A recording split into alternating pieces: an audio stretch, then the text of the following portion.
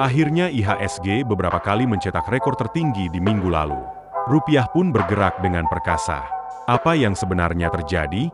Bukankah The Fed masih belum menurunkan suku bunganya dan belum ada perkembangan berarti dalam pembentukan kabinet pemerintahan baru?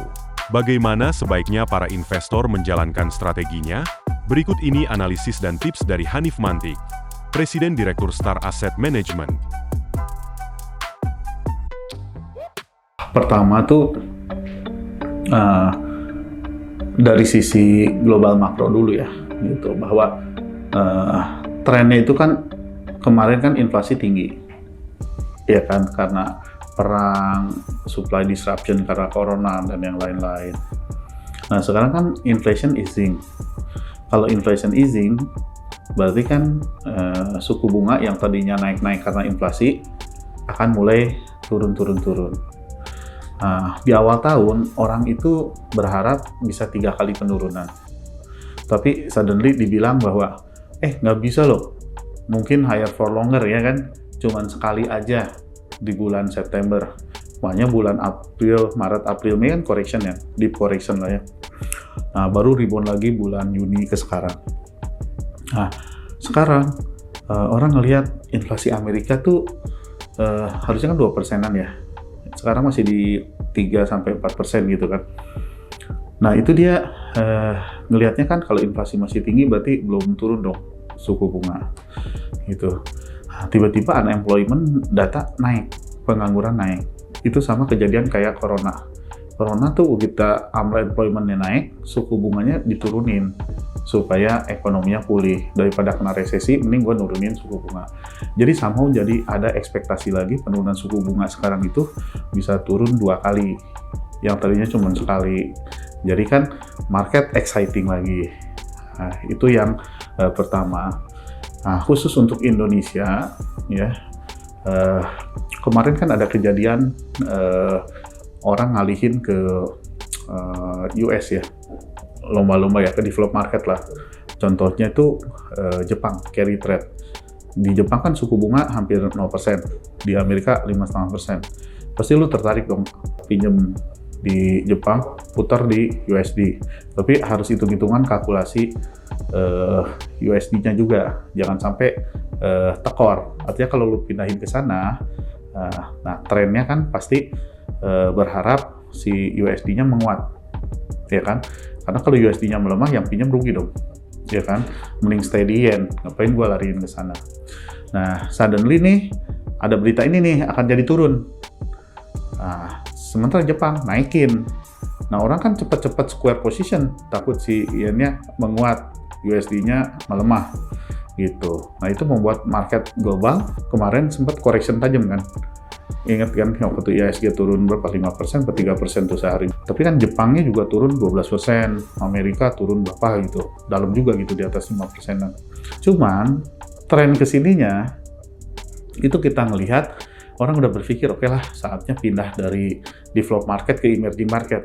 Biasanya tuh kalau emerging market pindah, yang pertama kali dilirik itu pasti China kan, the biggest marketnya lah. Jadi kalau dulu kita di fund manager tuh bahasanya tuh kalau Asia tuh Asia X Jepang. X Jepang tuh exclude.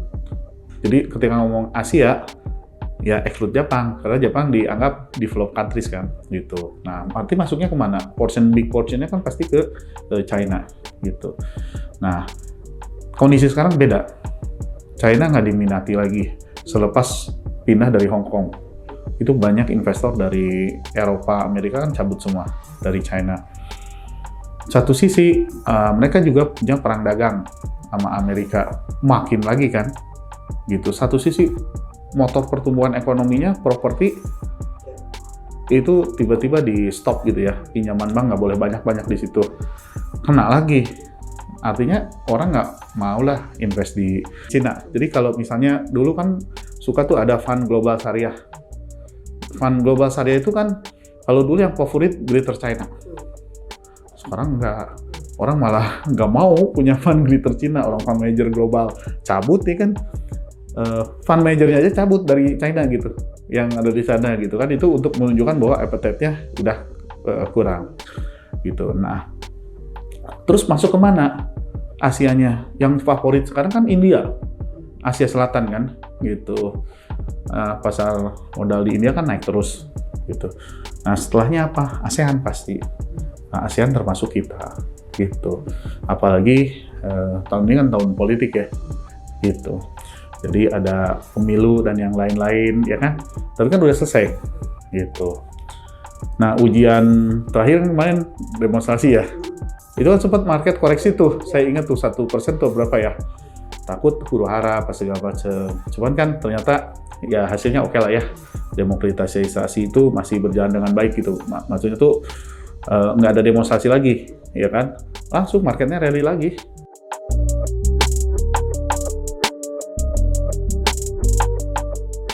Kalau kita sih forecasting sampai akhir tahun naik terus. Memang forecasting kita 7.800.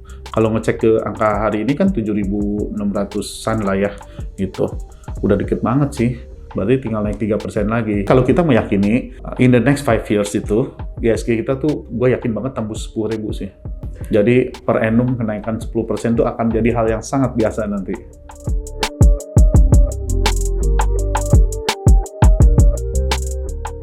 Jadi tuh di market itu kan investor tuh kebagi dua lah, beneran investor atau yang short term, ya kan? Ini uang long term atau uang short term ya.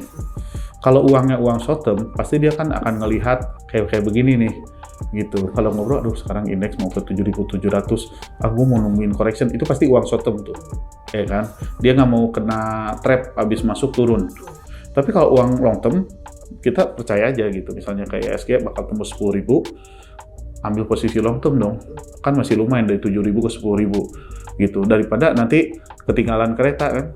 Kalau secara pribadi saya ya, 10 tahun terakhir itu kan saham kan nggak kemana-mana lah ya, gitu. Jadi for the next 5 years tuh ya worthy lah gitu, dan dari sisi valuasi juga kan lagi rendah kan, 12 kali PI kan, rata-rata 13 kali gitu.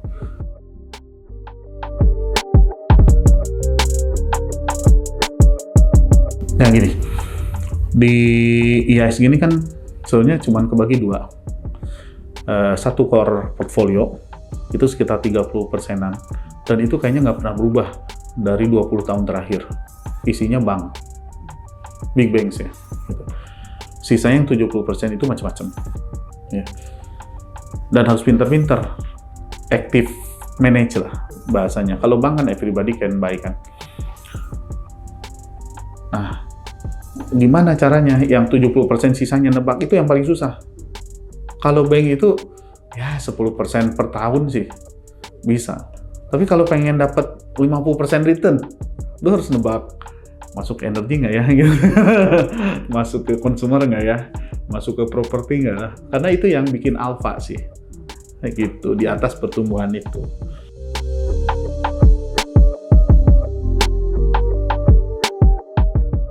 Betul.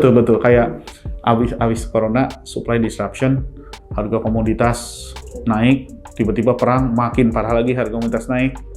Ya kan, masuk ke sektor pertambangan, dari dividennya udah bisa balik modal. Bener kan? Gitu. Sekarang gimana? Kalau untuk tahun depan, forecasting harga komoditas kan nggak naik, biasa aja. Iya kan? Jadi pestanya bukan udah sehat, masih tetap nguntungin. Tapi nggak yang dapat gede-gedean lah gitu, nggak dapat dividen 20%, 30%, udah forget itu, udah nggak kayak begitu. Nah, terus kira-kira sektor apa nih? Nah, orang kan pasti sektor betting ya gitu. Ya macam-macam, ada yang ke energi terbarukan, ya kan? Ada yang ke IT, database gitu. Tapi ada juga yang, wah ini ada, kita ngedomplain program pemerintah deh, kayaknya bakal cuan, ya kan? Gitu.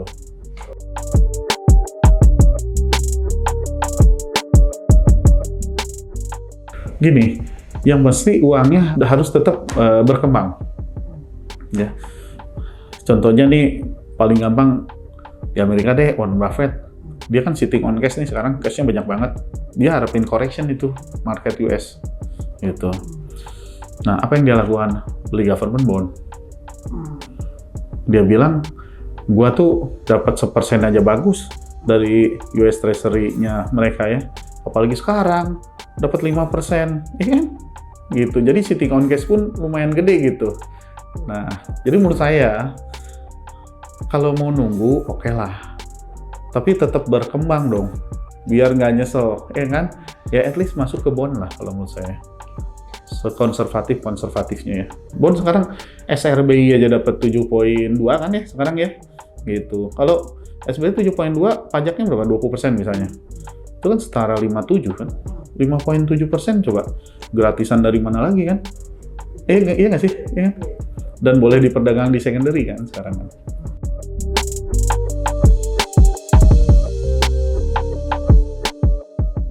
Bisa dong. Kan tadi dibilang kalau kita balikin ke valuasi 13 kali aja, dari 12 kali kan naik 10%. Gitu.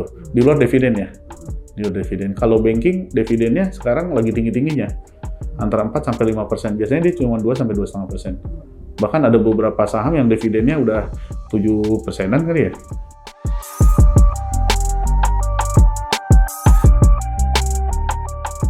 Ambil dong, sayang soalnya. Karena kan kayak sekarang nih tiba-tiba naik, emang ada orang yang percaya tiba-tiba all time high? Kan nggak ada. Orang pikir kan, rally nanti nih, baru bulan November, Desember. Kenyataannya sekarang udah mulai rally.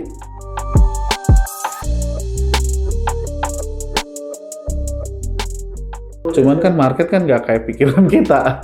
Kita pikir kan, tadi gue belinya deh. Ya pas udah ketinggalan kayak begini kan udah mulai ngelamun semua nih kan. Gitu. Ya udah lewat maksudnya. Gitu kan. Kita ngelihat rupiah loh. Rupiah tuh sempat 15.200 loh.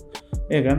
Ketika kita bilang rupiah akan menguat, itu kan tesisnya Fed Fund Rate turun. Sehingga US dollarnya nggak terlalu dicari, sehingga mata uang yang lain menguat. Gitu kan. Ini orang kan pikir ya udah nanti pasti begitu nurunin baru US dollarnya melemah. Sekarang kan enggak. Fed belum nurunin aja udah melemah. Iya kan? Gitu. Memang harus ahead of the curve gitu. Jangan behind the curve.